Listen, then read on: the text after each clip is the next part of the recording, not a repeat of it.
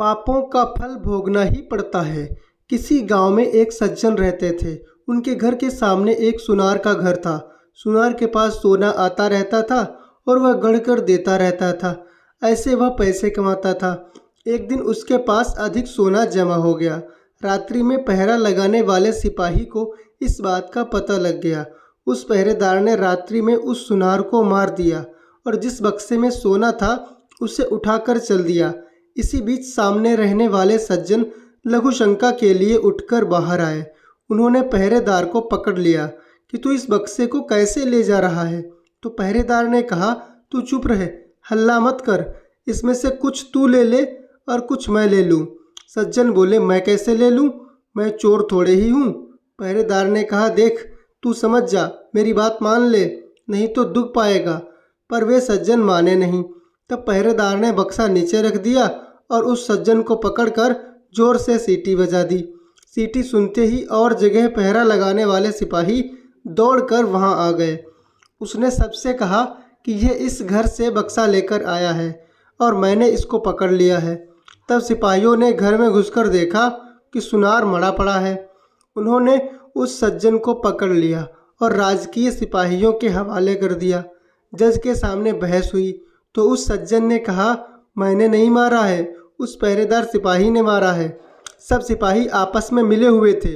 उन्होंने कहा कि नहीं, इसी ने मारा है, हमने खुद रात्रि में इसे पकड़ा है इत्यादि। मुकदमा चला। चलते चलते अंत में उस सज्जन के लिए फांसी का हुक्म हुआ। फांसी का हुक्म होते ही उस सज्जन के मुख से निकला, देखो सरासर अन्याय हो रहा है, भगवान के दरबार में कोई न्याय नहीं। मैंने मारा नहीं, मुझे दंड हो और जिसने मारा है वो बेदाग छूट जाए, छुड़वाना भी नहीं, ये अन्याय है। जज पर उसके वचनों का असर पड़ा कि वास्तव में ये सच्चा बोल रहा है, इसकी किसी तरह से जांच होनी चाहिए। ऐसा विचार करके उस जज ने एक षड्यंत्र रचा। सुबह होते ही एक आदमी रोता चिल्लाता हुआ आया और बोला, हमारे भाई की हत्या हो गई सरकार, इसकी जांच होनी चाहिए।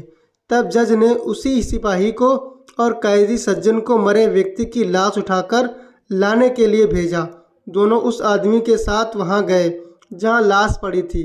खाट पर लाश के ऊपर कपड़ा बिछा था, खून बिखरा पड़ा था। दोनों ने उस खाट को उठाया और उठाकर ले चले। साथ का दूसरा आदमी खबर देने के बहाने दौड़कर आगे गया। तब चलते चलते सिपाही ने कैदी से कहा, देख उस दिन तू मेरी बात मान लेता तो सोना मिल जाता और फांसी भी नहीं होती। अब देख लिया सच्चाई का फल। कैदी ने कहा, मैंने तो अपना काम सच्चाई का ही किया था, फांसी हो गई तो हो गई, हत्या की तूने और दंड भोगना पड़ा मेरे को। भगवान के यहाँ न्याय नहीं। खाट पर झूठ मूठ मरे हुए के समान पड़ा हुआ आदमी उन दोनों की बातें सुन रहा था। जब जज के सामने खाट रखी गई तो खून भरे कपड़े को हटाकर वह उठ खड़ा हुआ और उसने सारी बात जज को बता दी कि रास्ते में सिपाही ये बोला और कैदी यह बोला। यह सुनकर जज को बड़ा आश्चर्य हुआ। सिपाही भी हक्का बक्का रह गया। सिपाही को पकड़कर कैद कर लिया गया, परंतु जज के मन में संतोष नहीं हुआ।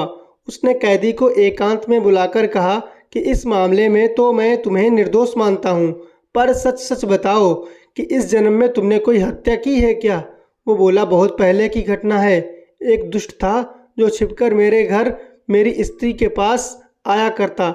मैं अपनी स्त्री को तथा उसको अलग अलग खूब समझाया था, पर वह नहीं माना। एक रात वह घर पर था और अचानक मैं आ गया। मेरे को गुस्सा आया हुआ था। मैंने तलवार से उसका गला काट दिया और घर के पीछे जो नदी है उसमें फेंक दिया। इस घटना का किसी को पता नहीं लगा। ये सुनकर जज बोला, तुम्हारे को इस समय फांसी होगी ही। मैंने भी सोचा कि मैंने किसी से घूस नहीं खाई, कभी बेईमानी नहीं की, फिर मेरे हाथ से इसके लिए फांसी का हुक्म लिखा कैसे गया? अब संतोष हुआ। उसी पाप का फल तुम्हें यह भोगना पड़ेगा। सिपाही को अलग फांसी होगी। उस सज्जन ने चोर सिपाही को पकड़कर अपने कर्तव्य का पालन किया था, फिर उसको जो दंड मिला है वो उसके कर्तव्य पालन का फल नहीं है, प्रत्युत उसने बहुत पहले जो हत्या की थी उस हत्या का फल है। कारण कि मनुष्य को अपनी रक्षा करने का अधिकार है, मारने का नहीं। मारने का अधिकार क्षत्रिय का या फिर राजा का है। अतः कर्तव्य का पालन करने के कारण उस पाप का फल उसको यहीं मिल गया और परलोक के भयंकर दंड से उसका छुटकारा हो गया। कारण कि इस लोक में जो दंड भोग लिया जाता है उसका थोड़े में ही छुटकारा हो जाता है, थोड़े में ही शुद्धि हो जाती है, नहीं तो परलोक में बड़ा भयंकर ब्याज सहित दंड भोगना पड़ता है। इस कहानी से ये पता लगता है कि मनुष्य के कब किए हुए पाप का फल कब मिलेगा इसका कुछ पता नहीं। भगवान का विधान विचित्र है। जब तक पुराने पुण्य प्रबल रहते हैं तब तक उग्र पाप का फल भी तत्काल नहीं मिलता। जब पुराने पुण्य खत्म होते हैं तब उस पाप की बारी आती है।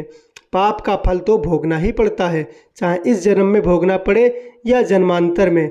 भगवान श्री कृष्ण ने कहा है, अवश्यमेव भोक्तव्यम कृतकर्म शुभाशुभम, अर्थात शुभ और अशुभ कर्मों का फल भोगना ही पड़ता है। हरे कृष्ण।